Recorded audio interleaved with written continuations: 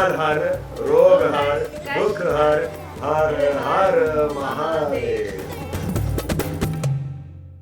नमस्कार, शिवरात्रि की बहुत बहुत शुभकामनाएं। आज शिवरात्रि का पावन पर्व है और जैसे कि आप देख सकते हैं हम सेट पे इसे मना रहे हैं।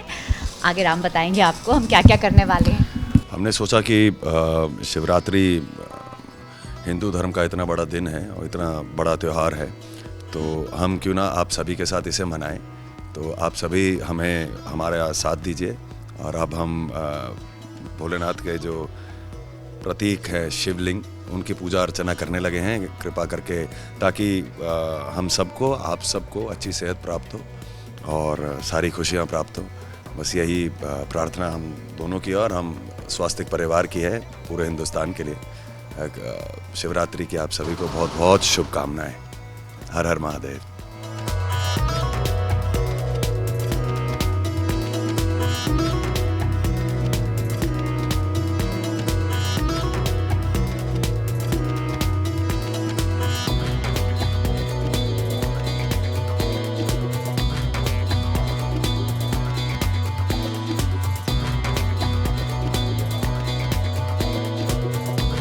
तो आप सभी ने देखा कि मैंने और सुबह ने भगवान शिव की पूजा अर्चना करी है और कहीं ना कहीं हम सभी एक ही प्रकार से करते हैं और कोई भूल चूक हो गई हो तो उसके लिए क्षमा।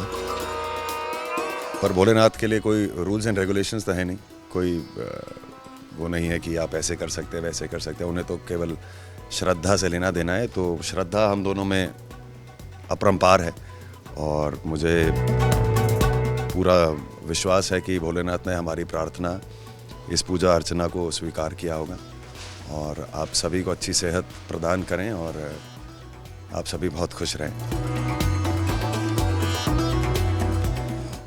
खुश रहे, स्वस्थ रहे, भोलेनाथ की शरण में रहे। हर हर महादेव। हर हर महादेव।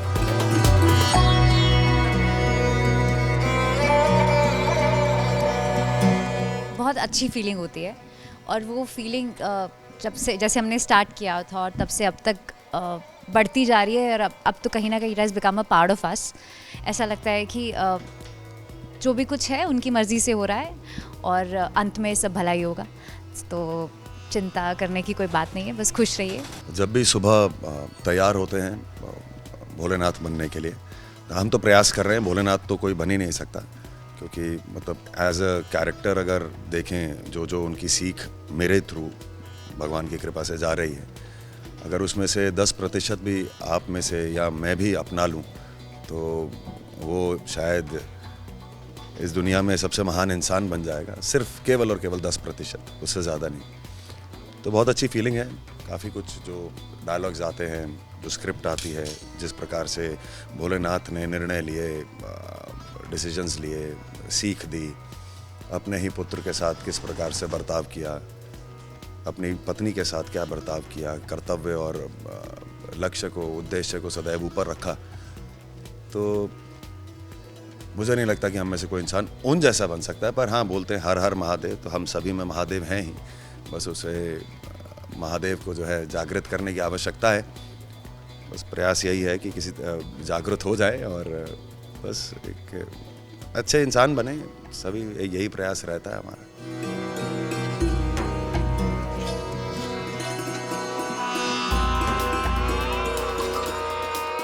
बचपन में तो जागरण होते थे और मंदिर में जाते थे, पूजा अर्चना होती थी, दूध जल चढ़ाया जाता है भोलेनाथ को।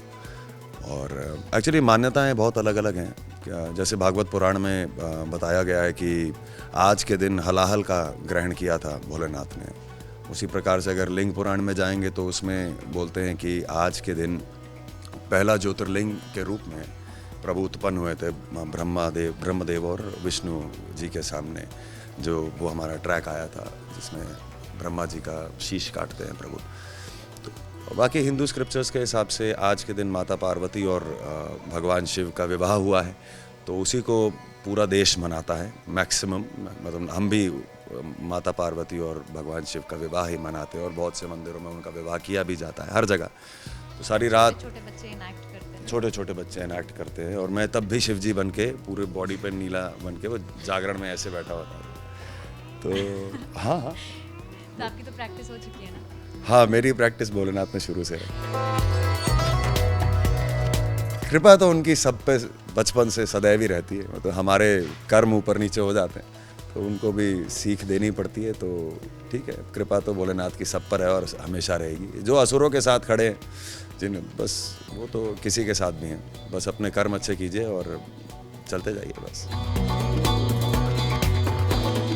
मेरी तो बस यही याद है कि बहुत अच्छा खाना मिलता था उस दिन तो हम लोग बहुत एक्साइटेड रहते थे और मंदिर में वो छोटे छोटे इनैक्टमेंट्स होते थे, छोटे छोटे बच्चे शिवजी पार्वती बनते थे और हम बहुत क्यूरियोसिटी से देखते थे कि कैसे उनका विवाह हो रहा है, कैसे वो छोटे छोटे बच्चे इनैक्ट कर रहे हैं और कैसे बहुत मम्मा कहती थी कि इस दिन जो आप विश मांगो शिवजी से वो पूरी होती है। तो हम बहुत ऐसे शिद्दत से बैठ के ऐसे भगवान के सामने मांगने के लिए बैठ जाते थे। क्या क्या मांगा आपने बचपन में तब तो यही मांगा होगा कि क्लास में फर्स्ट आ जाओ।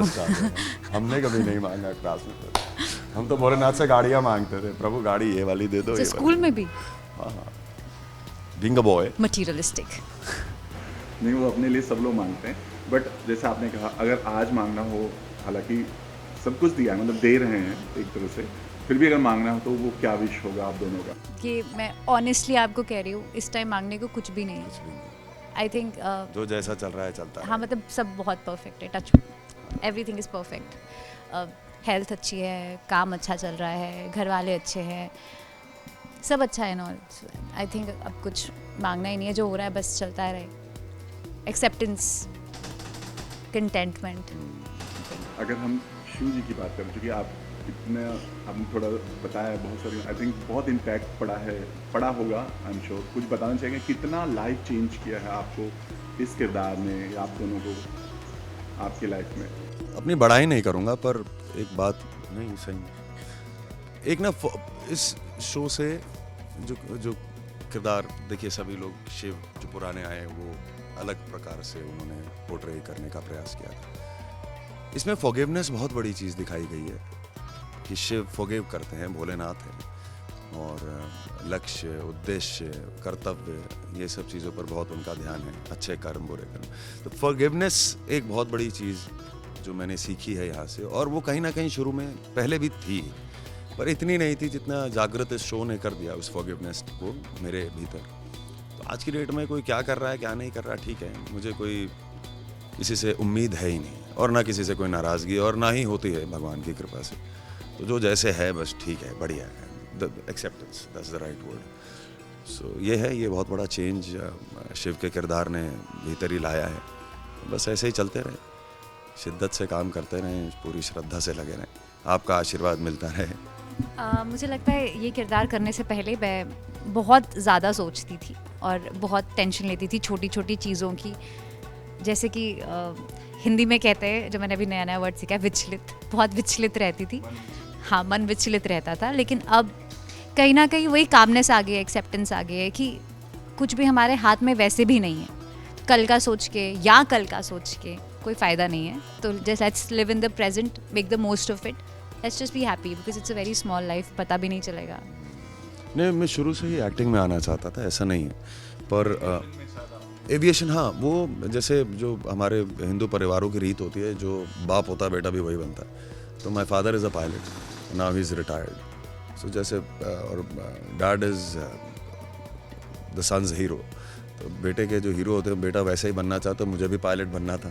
पर जब गया, पढ़ाई लिखाई करी, तो समझ आ गया कि वो हीरो है भाई, तू ज़ीरो है। तो वो मैंने क्विट कर दिया। नहीं, तो हाँ, तो मतलब वो मैंने, हाँ, so I did my training, initial training for commercial pilot, but did not succeed as an I was in that bookworm kind of a guy. हाँ जी। तो बस फिर, और 20 साल की उम्र में मैं यहाँ पर आ गया था फॉर एन एक्टिंग कोर्स। बस तब से यही लक्ष्य था कि एक्टिंग करनी है। बीच में बहुत से फील्ड्स चेंज हुए, बिकॉज पूर्णता नहीं थे इस ओर। बस ये है, हाँ, हीरो बनना है, ये बनना है, वो सब था, उसके लिए प्रयास नहीं था। तो तब कभी इधर गए, कभी उधर गए, और जब प्रयास किया तो भोलेनाथ ने उठा के दे दिया सब कुछ। तो मेरा मतलब, जब प्रयास किया उसके बाद मेरा स्ट्रगल बहुत कम रहा, तुरंत मिल गया। जब when you work for it was there. नहीं, मुझे बिल्कुल दूर दूर तक नहीं पता था, पर मुझे ये पता था कि जो मैं कर रही हूँ मुझे ये नहीं करना है, पर ये नहीं पता था क्या करना है। मेरे घर में कंपलसरी था कि इंजीनियरिंग कंप्लीट करनी है, हर बच्चे को करनी है। तो जैसे इंजीनियरिंग हुई, I got placed also and I told my father अब तो मुझे ये नहीं करना, आपने कहा था इंजीनियरिंग कर लो। पापा कह रहे और क्या करना है, मैंने कहा पता नहीं, पर कुछ और ही करना है, इंजीनियरिंग नहीं करनी है। फिर धीरे धीरे थिएटर की as a hobby and then I figure out कि नहीं, मुझे मज़ा आता है ये करने में, और जो चीज़ आप एंजॉय करते हो उसमें अगर आप कमा भी लो तो उससे बेहतर क्या हो सकता है। तो मैंने सोचा चलो ये let's give it a try. It's all written, हम कितना भी हाथ पैर मार लें तो मत सोचिए, तो कुछ भी सोच के कुछ होगा नहीं, because he has written everything, और जो हम सोचते हैं उससे बहुत अच्छा लिखा है, जो शायद हमें अभी नहीं समझ आता पर बाद में समझ आता है। वो कहते हैं जब आप व्हेन यू डाई आपकी लाइफ पूरी आपके सामने फ्लैश होती है and everything makes sense, so it's basically that.